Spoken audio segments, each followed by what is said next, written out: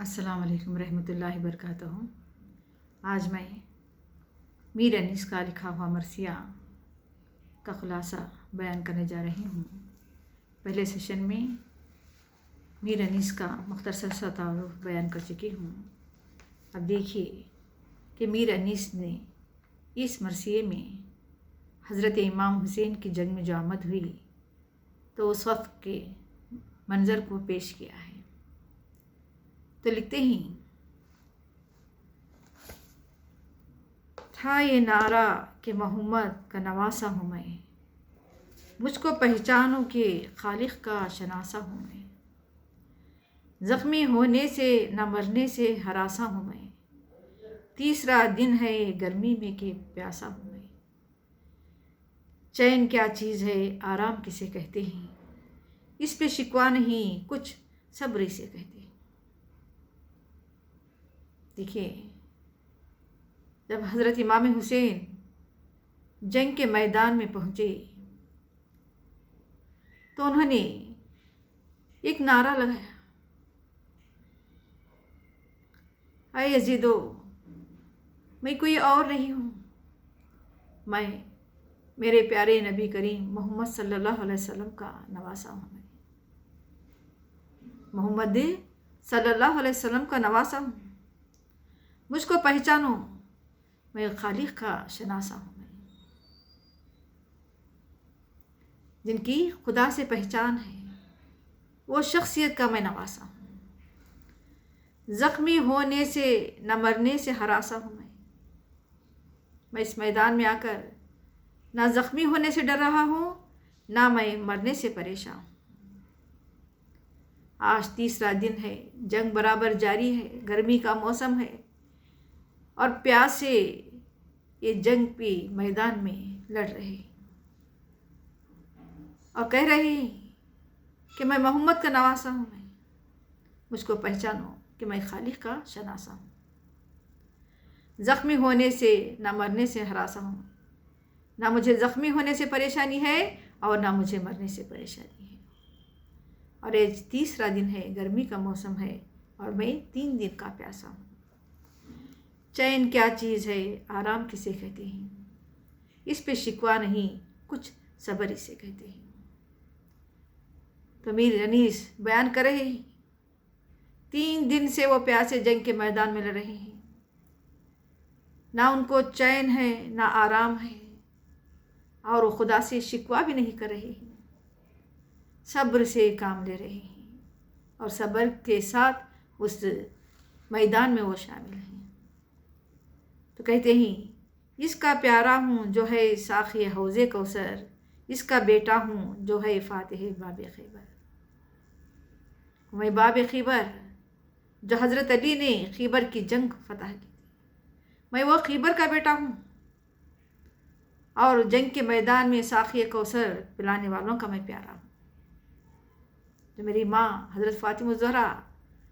जो मुझे ला कर के है हौज़ कौसर का जो पानी जो पिलाती हैं जंग के मैदान में, उनका बेटा हूँ मैं, फ़ातिह खैबर का मैं बेटा हूँ, यानी कि हज़रत अली का मैं हज़रत अली रज़ी अल्लाह तआला का बेटा हूँ। मैं इसका फ़र्जंद हूँ जिसने मुँह में बदर की सर, इसका दिलबर हूँ मैं दी जिसको नबी ने दुख्तर। मैं वो ताकतवर, वो शुजात, वो हिम्मत रखने वाले, वो मर्द जो मुँह में बदर की जंग में जो लड़े थे, मैं उनका फ़र्जंद हूँ। मैं उनका बेटा हूँ। और वो बेटा और मेरे बाप को जिसने अपनी दुख्तर दी थी, यानी कि मोहम्मद सल्लल्लाहु अलैहि वसल्लम ने हज़रत फ़ातिमा ज़हरा को जो हज़रत अली से जो निकाह किया था, शादी की थी, मैं उन दोनों का फ़र्जंद हूँ, हज़रत अली और फ़ातिमा ज़हरा का मैं फ़र्जंद हूँ। साहिब तख्त वे तेग मिली ताज मिला, दोष अहमद सल्लल्लाहु अलैहि वसल्लम पे इन्हीं रुतबे मेराज मिला। और मेरे जो नाना जो थे वो साहिब तख्त थे, उनको ताज मिला, दोष अहमद दिया, यानी कि मेराज जैसी जो चीज़ है उसका रुतबा हासिल करने वाले कौन थे? मेरे नाना थे। जो मेराज जो खुदा ताला ने ये जो सारी इबादतें जो सब भेजी थी, जब हुजूर ने मेराज पर गए थे, खुदा से ملنے کے لیے گئے تھے، 7واں آسمان کا انہوں نے سیر کیا تھا۔ تو اس نانا کا میں بیٹا نواسا ہوں، بے وطن ہوں نہ مسافر کو ستاؤ للہ، قتل کیوں کرتے ہو تم، کون سا ہے گناہ میں میرا گناہ، اب نہ یاد رہے کوئی ساتھ، نہ لشکر نہ سپاہ، تم کو لازم ہے غریبوں پہ رحم کی ہے نگاہ،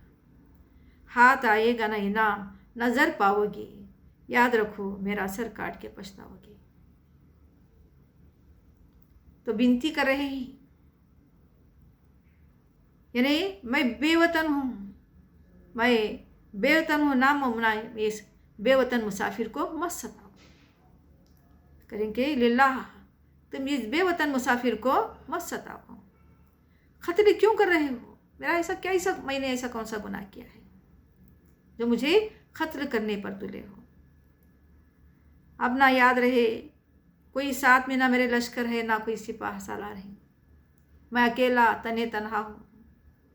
تم کو لازم ہے غریبوں پر رحم کی نگاہ، تو غریبوں پر ہی رحم کی نگاہ کرنا تمہارے لیے لازم ہے، نہ میں کوئی لشکر ساتھ لایا ہوں اور نہ کوئی سپاہ میرے ساتھ ہیں، میں تنہا یہاں پر ہی آیا ہوں، ہاتھ آئے گا نہ انعام نظر پاؤ گی، اگر مجھے قتل کر دینے سے نہ کوئی تم کو دولت ملے گی اور نہ کوئی تم کو انعام ملے گا، یاد رکھو میرا سر کاٹ کے پچھتاؤ گی، اگر تم مجھے قتل کر دو گے، میرے تن سے سر جدا کر دو گے تو تم بہت ہی پچھتاؤ گے۔ یہ کون کرے ہیں؟ جو امام حسین کہہ رہے ہیں۔ اس کے بعد کہتے ہیں، نہ ابھی ختم ہوئی تھی مسلسل تقریر، حجت اللہ کے فرزند پہ چلنے لگے تھے، ابھی یہ التجا کر رہے ہیں، لیکن وہاں پر ان کی دکھ بھری داستان سننے والا کوئی نہیں تھا، ابھی یہ اپنی مسلسل تقریر ختم کر رہے تھے کہ اتنے میں تیروں کی برچھار شروع ہو گئی،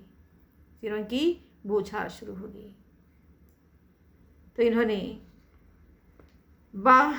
چوم کر تیغ کے قبضے کو پکارے شبیر، لو خبر چمکی ہے علی کی شمشیر، تو یہ چاروں طرف سے تیریں جب چلنے لگی تو انہوں نے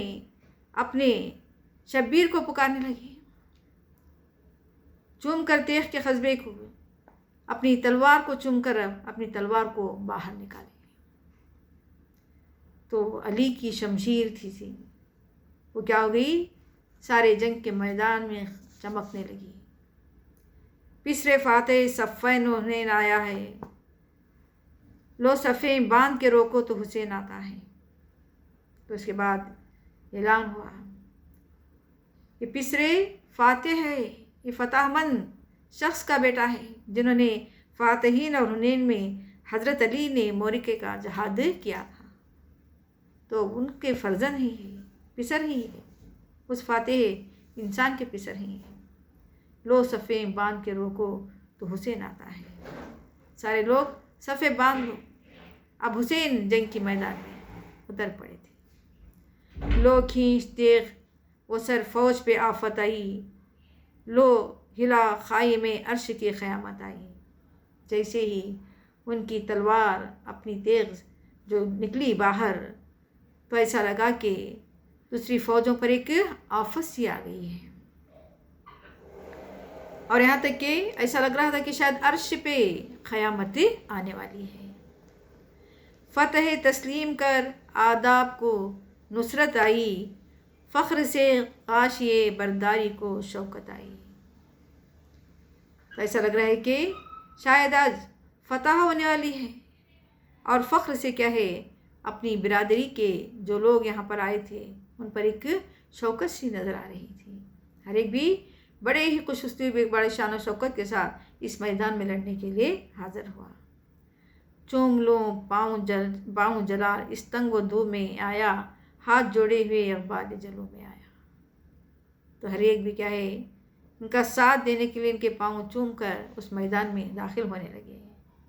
اور ان کی بلندی کے سر بلندی کے جو کیا ہے نعرے لگانے لگے،